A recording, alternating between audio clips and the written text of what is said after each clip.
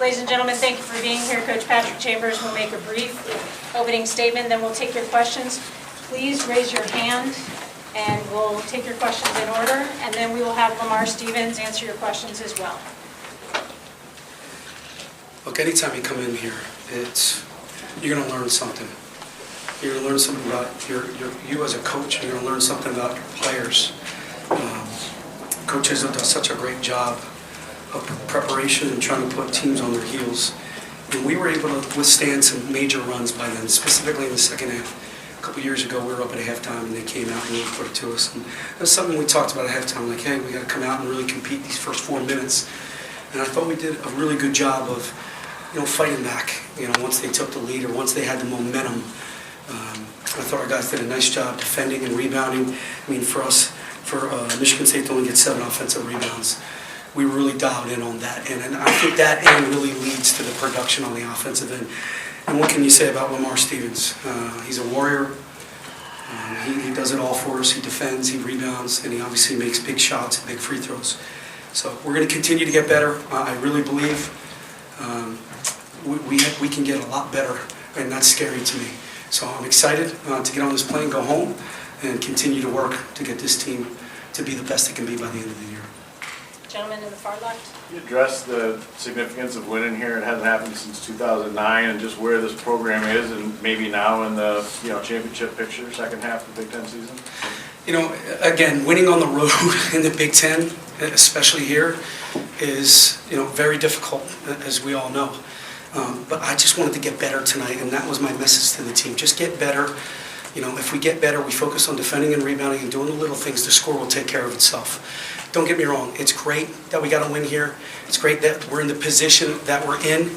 But if we start focusing on that, that's when you're going to slip up. So we're going to focus on just getting better every single day, enjoying this quest that we're on to be the best team that we can be going into the Big Ten tournament. Coach, when you played Michigan State at the Palestra after the game, Tom Izzo talked about the program you were building and where it was going. He kind of prophesied where you're at this year. I'm just curious, for you to have been on the inside, knowing where it was going and about your relationship with Tom, and what it meant at that moment for him to say those words about you and then where you are today. Yeah, you know what, I'm not going to... When I got in this league, I looked at one program and one program only. I looked at Tom Izzo at Michigan State. And I said, that's the way I want to play. I want to play tough. I want to play physical.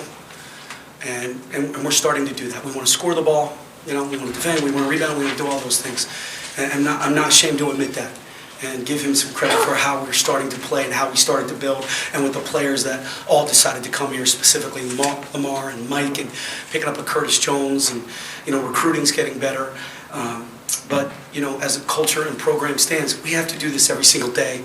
It's not March yet. We didn't punch our ticket yet. There's a lot of basketball to be played. So we're going to stay in the present. We're going to stay in the moment and keep getting better. Coach, right here. Want to help you out a little bit to walk that line, so not to get fined. But at the end of the first half, your comment, we were baseline, heard you say, hey, he held the ball to turn to a quick tech. How did that play into the momentum of the game? What's your thoughts on that again? Yeah, I was trying to keep my cool most of the game. It's unfortunate. It's my fault. I can't do that. I got to do a better job.